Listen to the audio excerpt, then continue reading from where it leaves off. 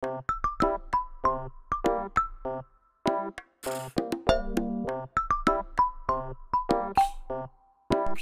guys! It's me again and Oliver G, mga OFW dito sa Japan. For today's video guys ay rest day nga namin and eto magluluto na naman kami ng aming ibebenta ngayong araw. Nung nagluto nga kami ng banana bread ay marami nga sa inyo ang naghahanap ng ingredients kaya ngayon eto muna ang ibibigay namin. Gumamit kami ng 2 cups of malagkit. Nilagyan ng 1 tablespoon of pandan essence. At pagkatapos ay maglalagay nga rin tayo ng 1/2 teaspoon ng salt. Pagkatapos nga nating mailagay lahat ay minekos-mekos nga natin bago nga natin ito isasalang dito sa ating saingan. Habang nag-aantay namang maluto yung ating malagkit ay mag-prepare man tayo ng iba pa nating ingredients. Sumukat nga tayo ng 2 cups of coconut milk. At pagkatapos nga nating magsukat ng 2 cups of coconut milk ay ilalagay nga natin dito sa ating kawali. Habang si Ate Virgin nga ay busy sa kanyang ginagawa ay eto ako naman pa selfie ganito pala ang setup namin. Nang masaid nga ni ate yung coconut milk ay naglagay na nga ulit siya ng 1/2 cup of brown sugar. Sabi nga ni ate na mas malasa kapag brown sugar ang iyong gagamitin sa iyong biko. At pagkatapos nga ay maglalagay naman tayo ng 2 tablespoon ubi flavor. At eto nga ang ginagamit namin na pang flavor, Bakersfield Flavorade. Binili pa nga ito ni ate sa Pilipinas nung umuwi siya kaya nga pag naubos ito malamang wala na naman kaming mabibilhan neto. Nang mailagay na nga natin yung ating ubi flavor ay emekos-mekos na nga natin ito ng dahan-dahan para nga hindi matapon at sayang naman. Pinakuha na nga rin pala sa akin ni ate yung ating malagkit dahil luto na nga ito.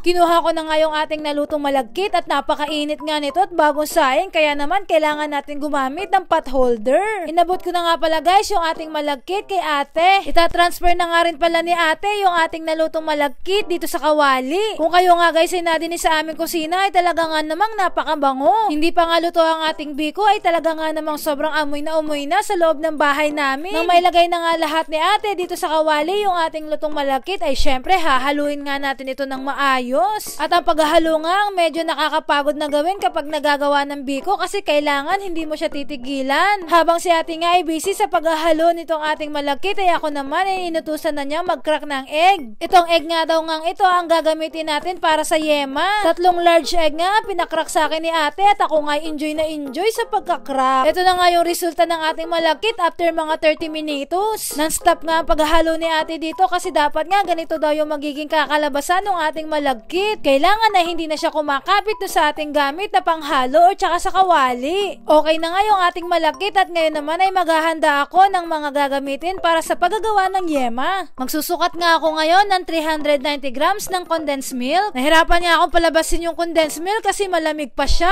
Kaya naman nilaki-lakihan ko nga yung butas ng ating condensed milk. Habang si ate naman ay tinitimbang na niya yung malagkit. Mas mabilis nga yung aming paggawa ngayon kasi tandem na tandem nga kami ni ate. Nakapagpa-pre-order na nga pala kami dyan guys kaya kung ano na lang yung matitira siya na lang yung aming ipagbebenta pa. Igagayak naman natin ngayon guys yung ating yema. Inilagay na nga ni ate yung 3 egg yolk sa kawali. Tapos inilagay na nga rin niya yung condensed milk na ating tinakal kanina. At pagkatapos nga ay nilagyan niya ito ng 1 tablespoon ng vanilla. Nilagyan nga rin ni ate ng 1/2 tablespoon ng salt. At ayun nga lang guys yung ating ingredients para sa paggawa ng yema. Tapos imemekos-mekos na nga ulit natin hanggang sa maluto at mag-blend na nga silang lahat. Susmiyo marimar nga guys. Grabe sobrang ganda nga ng kulay at ang bango-bango nga nitong ating ginagawang yema. Kaya naman nga lagi nilang hinahanap yung aming bentang biko with a twist na yema and cheese on top. At eto na nga guys, luto na yung ating yema. Ganito pala yung itsura niya. Medyo mamumutla nga yung kulay niya na parang condensed milk na lang siya.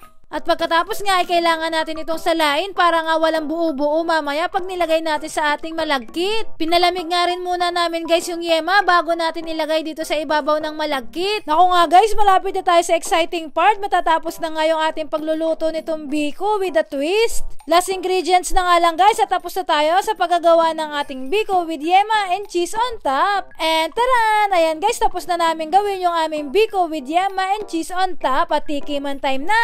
Wala Walang halong biro nga guys, pero masarap talaga siya. Pagkatapos nga namin magluto ng biko, ay ako naman nga ay maglilinis nitong aming shower kasi mamayang gabi pa nga namin i-deliver yung mga order at may time pa para maglinis. And fast forward, tapos na tayo guys maglinis at magdi-deliver na nga tayo ngayon. Inabot na nga kami ng alas 6 kasi may bumisita pa sa amin. Pumunta nga dito sa bahay itong ating mga Dabar Cards. Napasarap nga guys ang aming kwentuhan, kaya ayan, inabot na nga kami ng dilim, pero okay lang kasi wala pa naman nga kaming pasok, kaya magdi-deliver pa rin talaga kami. Una nga kaming nag-deliver kay Panda kasi may pasok pa siya bukas ng umaga, kaya hindi pwedeng mapuyat. Nahiya nga si Panda sa video kasi nakapantulog na daw siya. Pumunta nga kami sa aming dating apato kasi magdi-deliver nga ulit kami dito. Wala nga ulit tao yung pagdadalhan namin dito, kaya dito na lang sa harapan ng kanyang pintuan. Tapos pupunta na nga kami sa huli namin pagdideliveran at medyo malayo nga ulit yon. Ang lamig-lamig nga rin pala guys dito ngayon sa labas, pero enjoy na enjoy naman kami sa pagbabike ni ate. Pagdating nga namin dito sa kanilang bahay ay wala nga ulit tao, kaya isasabit ko na nga lang ulit ito dito sa kanilang pintuan. Mini-message na nga lang namin sila na nakapag-deliver na kami. At hanggang dito na nga lang muna ulit. Please like and share. Jane!